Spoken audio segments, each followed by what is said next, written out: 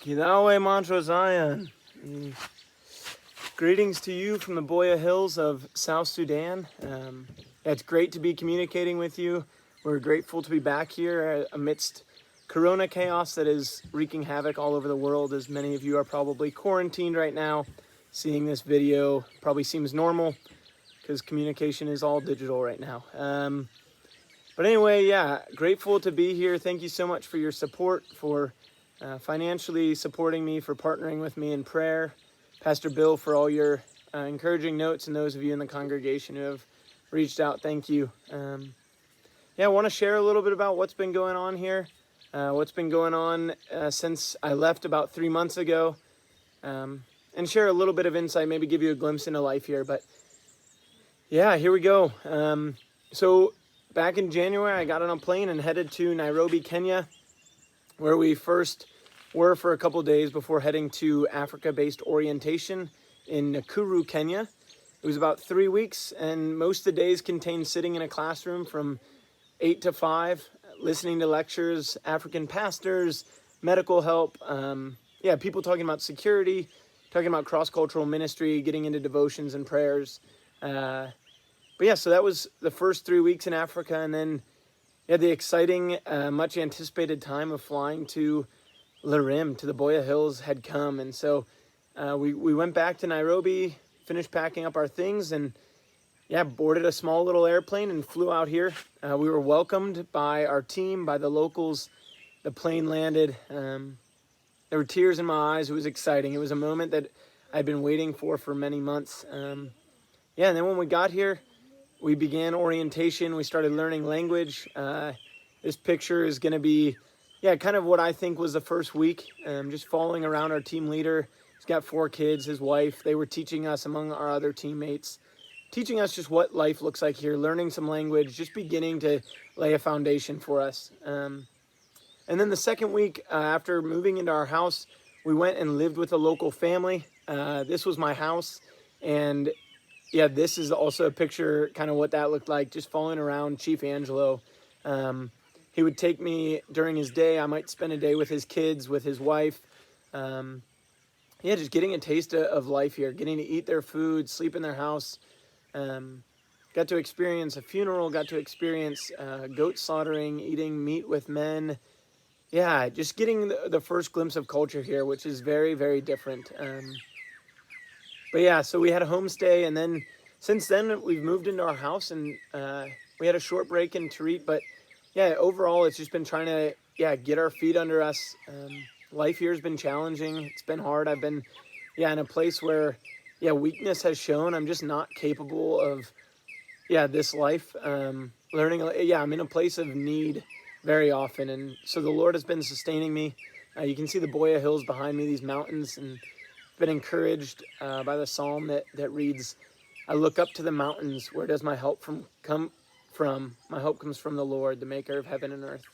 And it's true out here. And it's awesome to have a reminder of mountains every day that encourage me to look to the maker of heaven and earth, who sustains me, who carries me, who is my rock. He's my salvation, my foundation on which I walk in every day. Life has been challenging. I want to share a little about what a typical day in the life looks like, how God's working in me, and just kind of some of the bigger picture of what's going on here. But typical day, we wake up before the sun rises, get into some time with the Lord, have a cup of coffee. But by morning, we kind of head out to the community here. This gate right here is where we usually go out of and just go to a neighboring compound. It's gotten easier as we've been able to greet people, as we know a little more language. It's just go into somebody's compound, their home, and say hi, maybe sit with them.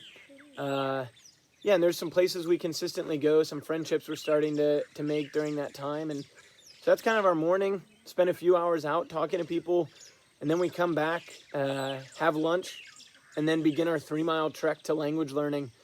It's 3 miles both ways, and so that's an awesome time that we get to spend just greeting people on the road, stopping in compounds maybe, seeing just different familiar faces. Actually, these guys here live on a compound about halfway to language, and yeah, they always are seemingly excited to see us run up, maybe walk with us. They've often asked us to pray with them. Seeing God work in that way too is very cool.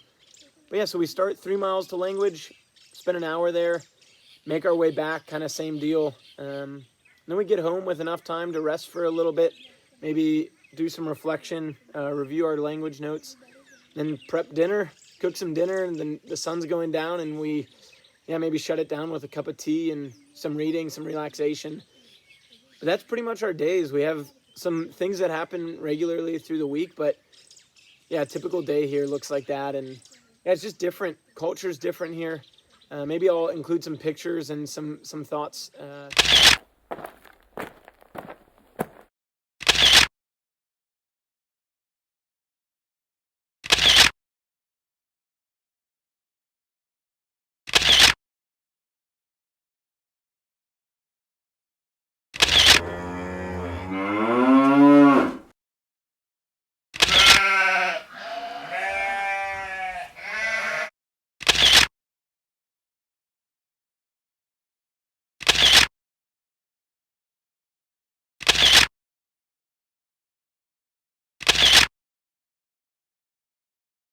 But yeah, so that's a day in the life. That's kind of some of the picture of what life looks like here. But yeah, I think overall God has been doing a work in me. I've been learning a lot. I've been growing a ton. I've been in a place of weakness, but also a place of learning, a place of childhood again.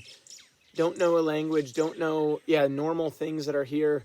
But God often calls us to be like children. And so I've been refreshed in that, knowing that He is the one who sustains me. God is the good shepherd. I shall not want. And I'm forced to be in a place where I can, yeah, trust Him, even when maybe it'd be easier to just sit in comfort. Yeah, so God's been working in that. I've been seeing God in many places. But also the reality here is that there's a lot of brokenness. It's been heartbreaking to see, yeah, just, yeah, the way people, yeah, are stuck living. And there's so much hope too, but I think just to paint that picture, that people are hungry. Often people lack good water sources. I mean, if they're not using the ding ding, this is their water source. Yeah, they're lacking clothes. Most kids maybe have a shirt, if that. Yeah, things that Jesus talks about of like, don't worry about these things. And it's like, these are clearly worries here, and it's hard to wrestle with those things. But yeah, we're encouraged by the hope of Jesus. Jesus is the person who is reconciling all things to Himself. He's begun this work from the beginning of time, and yeah, the hope of the gospel is that reconciliation would come, the redemption of all people, redemption of all places, new heaven, new earth. Yeah, and so we hope in that. We see glimpses of that as, yeah, friends ask to see the recorders that have songs of Jesus. Kids come to the gate, Kadimi, Kalimani, Dochi, Nyekuch. I want to learn about God. And they ask for the telephone. It's encouraging in that way too, but there's work to be done here. God is at work, and we are grateful to be here. I'm grateful to be a part of what's going on here. Thank you for being a part of that as well. I'm going to pray, and then I'll add some prayer requests at the end, as well as my contact information. But yeah, thank you so much for partnering with me. I miss you guys, miss the church there. Hope you guys are finding peace in the Lord in the midst of, yeah, unsettling time, uncertainty that comes with Corona. God bless you. Heavenly Father, God, thank you, yeah, for the church of Montrose Zion, God, for, yeah, my upbringing there, for the foundation you laid in my life, knowing stories of who you are, and God, just the trajectory you've taken me on to get here. God, I pray for your blessing over the, yeah, Church of Montrose Zion, the members, especially in this time of Corona. God, would you be with them? Would you help Pastor Bill? Would you strengthen him? God, as he does a lot on digital media, doing devotions and services, God, for Joe as he's leading music, for the whole staff there. God, would you strengthen and encourage them?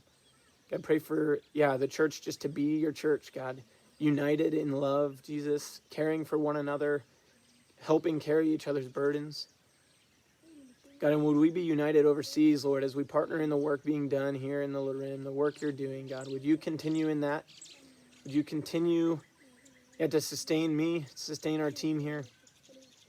God, but we are grateful for the work of the cross, Jesus. As Easter just happened, we rejoice, at the salvation that was brought in the cross. So we thank you for that, God. Would we remember that? Would we be encouraged by what you're doing in our lives? Would we draw near to you in times of uncertainty and doubt, knowing that you're, the Alpha and the Omega, the one who began and is continuing to do a good work in us, and will carry that out to completion. It's in Jesus' name we pray. Amen.